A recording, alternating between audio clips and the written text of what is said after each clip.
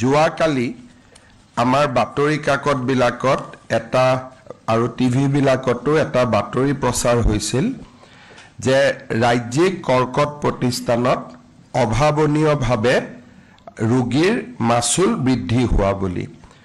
আমি যেতিয়া গোটেই বিষয়টো পৰীক্ষা কৰো তাত এটাই কথা আমি বুজি পাওঁ যে 10,000 টকা তেওঁলোকে ৰোগীৰ পৰা আগধন লবৰ কাৰণে এটা নিৰ্দেশ দিছিলে আৰু সেই নিৰ্দেশটো যোৱাকালি ৰাতিয়ে মই বাতিল কৰিবৰ বাবে তেওঁলোকক নিৰ্দেশ দিছো আৰু তেওঁলোকে এটো বাতিল কৰিছে বাকি বাতৰি কাকত বা সংবাদ মাধ্যমৰ এটা কনফিউজন আছিলে যিখিনি মাচুল বৃদ্ধি কৰা হৈছিলে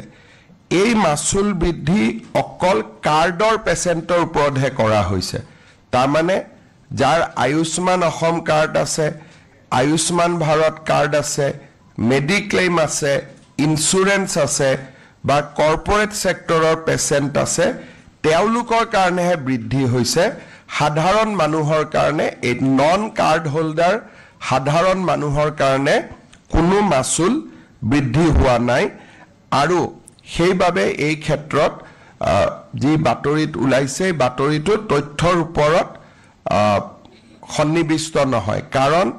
আমাৰ কৰ্কট প্ৰতিষ্ঠানত 98% পেচেণ্ট 98% পেচেণ্ট কাৰ্ড লৈ হাতত যায়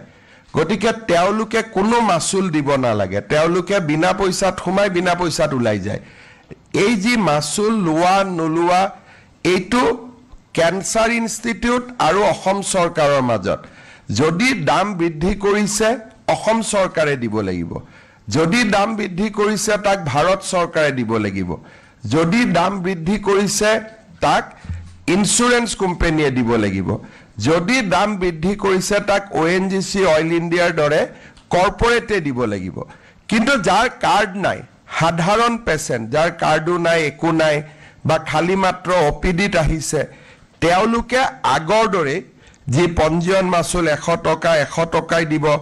জেনাৰেল বিছনা 200 টকা আছিল 200 টকাই দিব আইসিউত 1500 টকা আছিল 1500 টকাই দিব কেবিন হলে 3000 আছিল 3000 এ দিব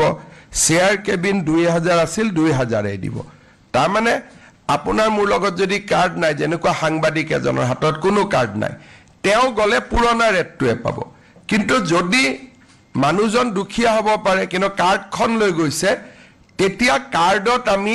এই দামটো বেছি কৈ লম কাৰণ ভাৰত চৰকাৰৰ পৰা আমি টকাখিনি উভতাই পাম সো ভাৰত চৰকাৰে যেহেতু আমাক টকাটো দিব বঢ়ালেও